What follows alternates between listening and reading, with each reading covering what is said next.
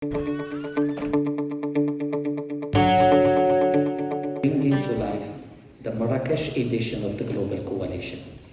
I'm sure, like all of us, Secretary Blinken has the same ambition to see the results of these meetings sustained over time and contribute to ensure its successful follow-up.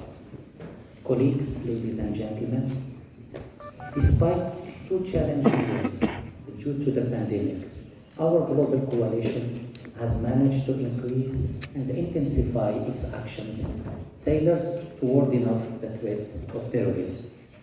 Our coalition has also managed to widen, and I would like here to welcome Benin, who joins us today as the 85th member of the Global Coalition.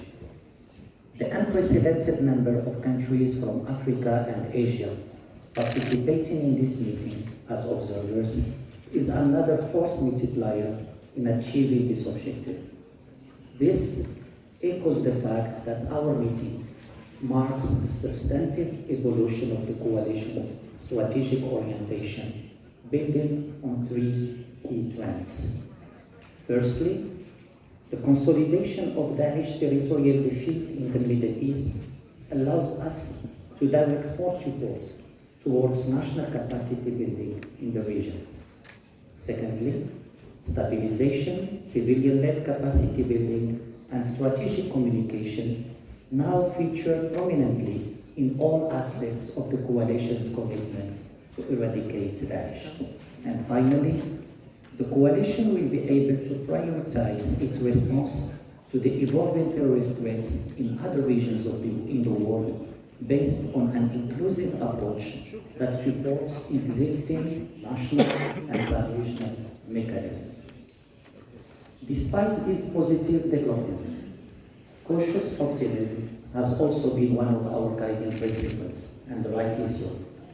We remain lucid on the state of the ISIS threat, which has not diminished. Indeed, colleagues, ISIS holds the infamous record of becoming the world's deadliest terrorist group in 2021. Africa, meanwhile, has become its main target, suffering 41% of all ISIS attacks worldwide. Since our coalition is focusing its first session on Africa, let me share with you some facts on the state of the threat on our African continent. Compared to the pre-pandemic period, violence has increased on the continent with a 40 to 60% raise in terms of fatalities and attacks. In 2021, Sub-Saharan Africa accounted for 48% of global terrorist deaths. The Sahel is home to the world's fastest growing and most deadly terrorist groups.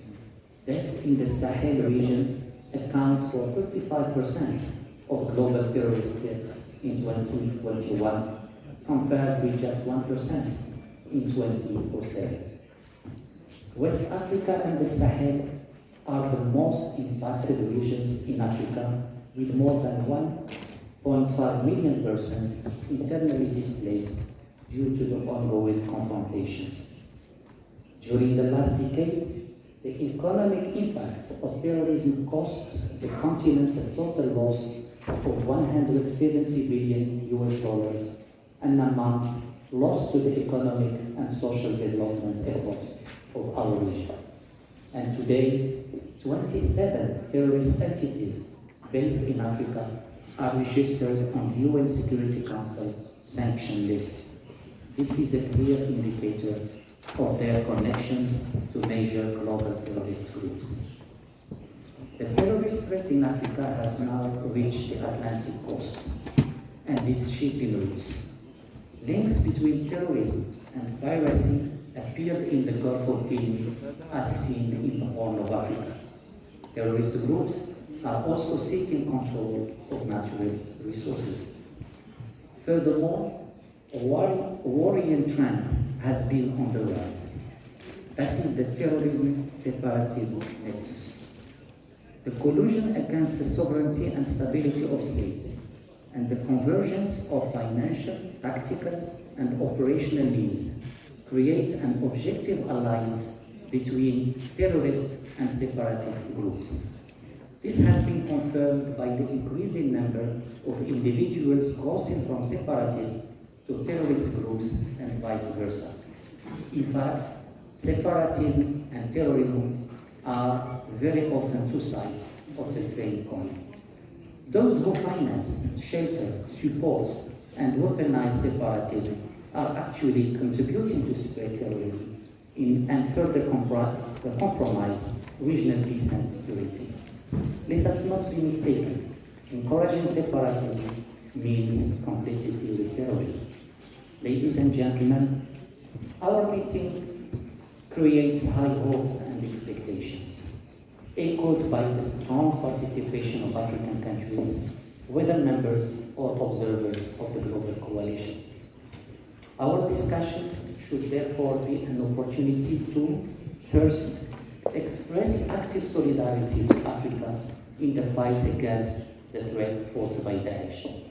Second, promote African states' ownership of efficient counter-terrorist policies and strategies.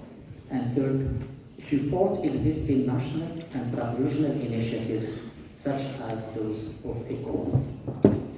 Ladies and gentlemen, in just a few days, Morocco will mark the sad commemoration of the Casablanca terrorist attacks of May the 16th, 2003. Since these attacks on its soil had begun, the kingdom, in line with the vision of His Majesty King Mohammed VI, has put in place an efficient, multidimensional, and holistic strategy to combat terrorism and violent extremism. This effort enabled Morocco to dismantle more than 210 terrorist cells since 2002, amongst other achievements. The best practices achieved by Morocco's security services, as well as the kingdom's outstanding approach in the field of de-radicalization, also offer a tested toolbox for our long-standing engagement with African brotherly countries facing the evolving threat of terrorism. This approach reflects a deep belief in African own capabilities to turn the tide, as underlined by His Majesty King Mohammed VI before the 29th Summit of the African Union. I quote, "I have always firmly believed that Africa can turn the challenges it is facing into genuine prospects for development and stability." And of course, our shared assessment of the dangerous rise of terrorist threat in Africa has led to the emergence of a tailored approach of the coalition support to the African continent. This approach is embodied by the Africa Focus Group, co-led by the United States, Italy, Niger, and Morocco, which met yesterday here in Marrakesh. Morocco's chairmanship of the group provides an additional platform for the kingdom to share experience, learn from its holistic and integrated counter-terrorism strategy developed under the leadership of His Majesty King Mohammed VI. In response to global threats such as terrorism, it is Morocco's doctrine to advocate for multilateralism, especially one that promotes solidarity, ownership, and inclusiveness through intelligence sharing, capacity building, and training of religious leaders.